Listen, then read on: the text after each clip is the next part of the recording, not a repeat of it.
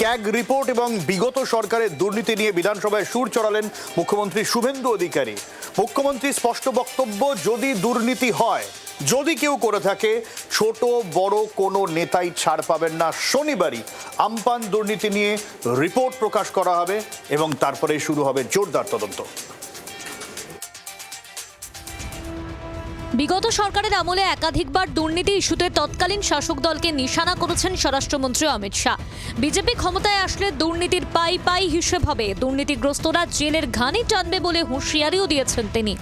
एक करोड़ों रुपया जो ममता दीदी ले गई है ना, उनकी सिंडिकेट ले गई, सिंडिकेट। इस सिंडिकेट पूरी की पूरी भाजपा सरकार बनने के बाद जेल की सलाखों के पीछे जाने वाली है, जेल की। তৃণমূল জমানার দুর্নীতির শিকড় উপড়ে ফেলতে মরিয়া শুভেন্দু অধিকারীর সরকার। বুধবার বিধানসভায় দাঁড়িয়ে মুখ্যমন্ত্রী শুভেন্দু অধিকারীর ঘোষণা, 25শে জুলাই শনিবার ক্যাগ রিপোর্ট পেশ করা হবে বিধানসভায়। যত বড়ই নেতা হন না কেন, দুর্নীতিতে নাম এলে তদন্ত হবেই। দুর্নীতির প্রসঙ্গ এনে এর আগে কার্যত মুখ্যমন্ত্রী বিধানসভাতে একাধিক বক্তব্য রেখেছেন, যেখানে বিগত সরকারের আমলে একাধিক দুর্নীতির ইস্যু তিনি তুলে ধরেছেন বা কিভাবে দুর্নীতি হয়েছে সেই কথা বলেছেন তিনি। আর এই জায়গা থেকে দাঁড়িয়েই আজকে যখন স্বরাষ্ট্র দপ্তরের বাজেট নিয়ে বক্তব্য রাখছেন মুখ্যমন্ত্রী, তখন তিনি স্পষ্ট বলছেন যে এক্ষেত্রে আমফানের যে ক্যাগের রিপোর্ট, সেই ক্যাগের রিপোর্ট এবার প্রকাশ্যে আনা হবে। আগামী 25 তারিখে ক্যাগের রিপোর্টগুলো তো প্লেস হবেই। এখানে যেখানে দুর্নীতির প্রামাণ্য ক্যাগ ধরবে, আমরা মহামান্য রাজ্যপালের কাছে সুপারিশ করব, তিনি মুখ্যমন্ত্রী হন, মন্ত্রী হন, আর যে যত বড় নেতাই হন, তার বিরুদ্ধে এফআইআর করার জন্য আমরা রাজ্যপালের কাছে সুপারিশ করব।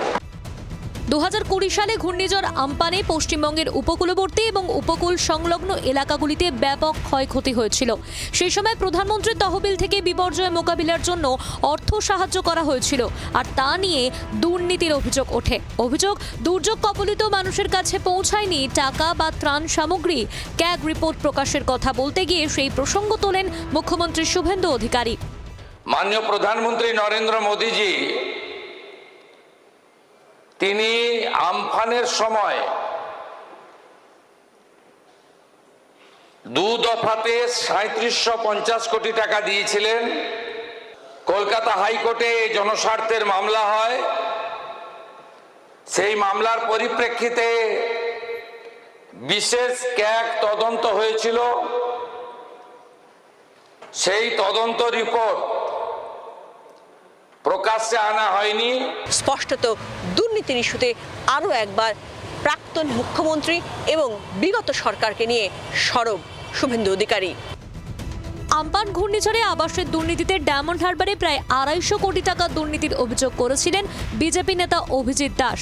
অভিষেক বন্দ্যোপাধ্যায়ের বিরুদ্ধে বিষ্ণুপুর থানায় এফআইআর করেছিলেন তিনি। ফলতায় জনকল্যাণ কর্মসূচিতে আমপান দুর্নীতির উল্লেখ করেছিলেন মুখ্যমন্ত্রী শুভেন্দু অধিকারী। ফলতায় অনেক দুর্নীতি হয়েছে।